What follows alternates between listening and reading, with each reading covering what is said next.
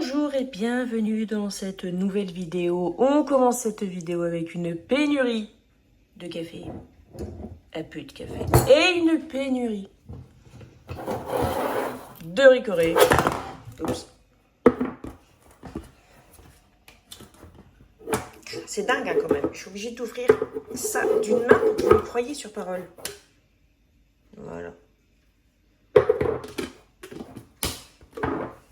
Voilà. Bon, quand même, j'ai quand même... Ok, ça c'est bon. Là, je vais mettre les couvercles. Hop. Bon, d'une main, c'est pas évident, hein.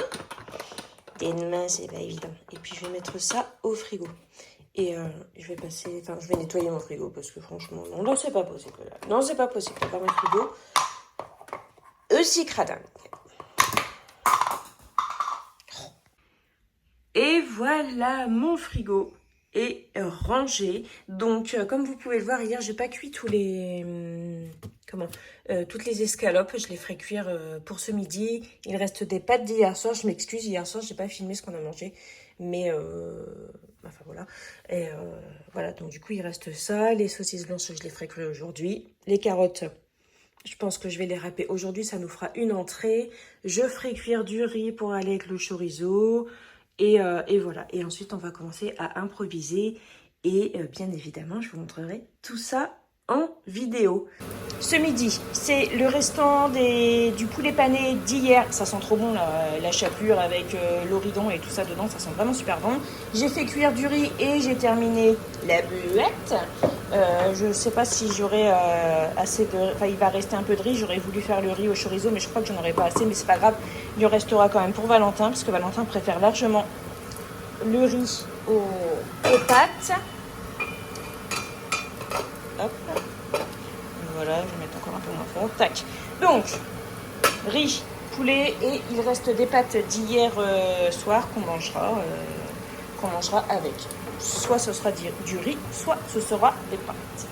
Aussi, je suis en train de préparer un thé glacé avec les nombreux sachets de thé que j'ai en réserve.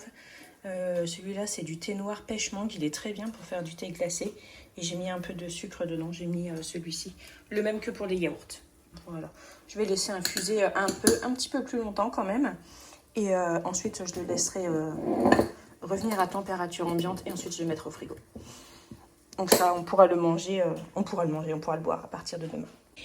Alors ici, je vous présente en avant-première une assiette de restes.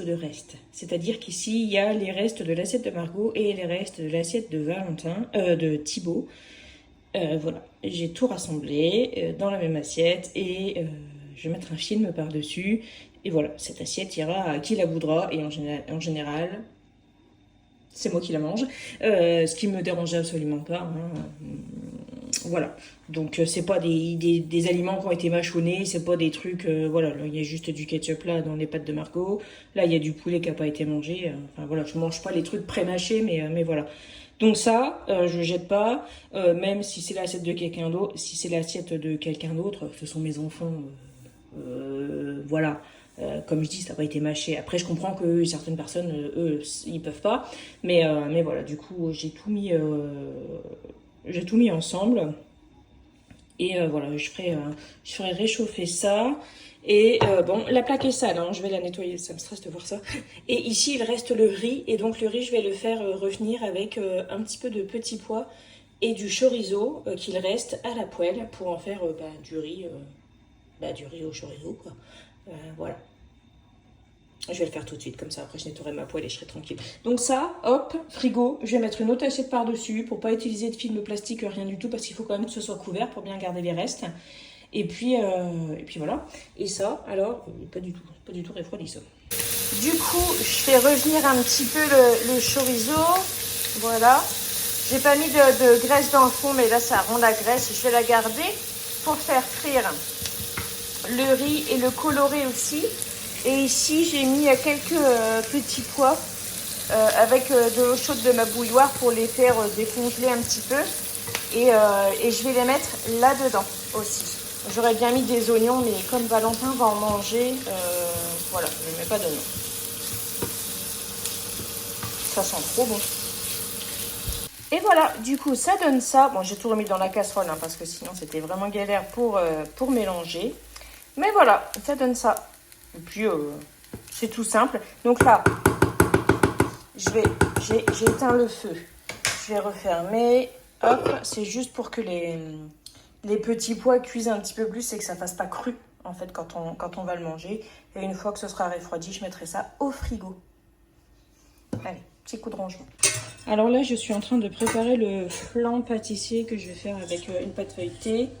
Et du coup, j'ai plus de lait parce que le lait, on l'a mis pour les gaufres. Valentin, on a fait des gaufres là. Et du coup, j'ai mis du lait d'avoine. On verra bien ce que ça donne. Voilà. Et voilà, le flan est prêt. Je vais le mettre au four. C'est pas tout à fait la même chose avec du lait d'avoine, forcément. Mais ce sera bon quand même, je pense.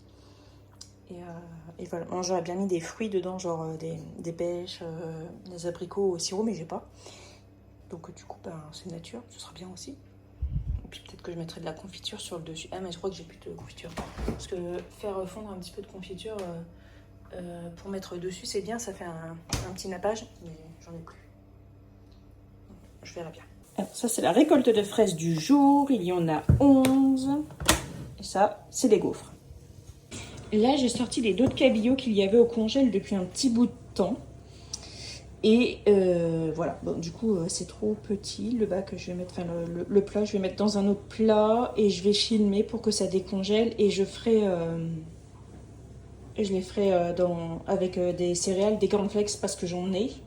Et ça va être trop bon. Ça sera super bon. Je suis en train de me préparer ma gaufre. Et donc, ce que j'ai fait, c'est que j'ai fait chauffer le chocolat comme ça au micro-ondes. Puis après, vous voyez, je fais des allers-retours. Je vais mettre quelques fraises dessus. Margot est en train de préparer sa gaufre. Et je vais mettre aussi des vermicelles. Et non, mais ça va faire une trop belle photo. Je vais la mettre sur Instagram. Bon, mais regardez-moi. Regardez-moi ces gaufres.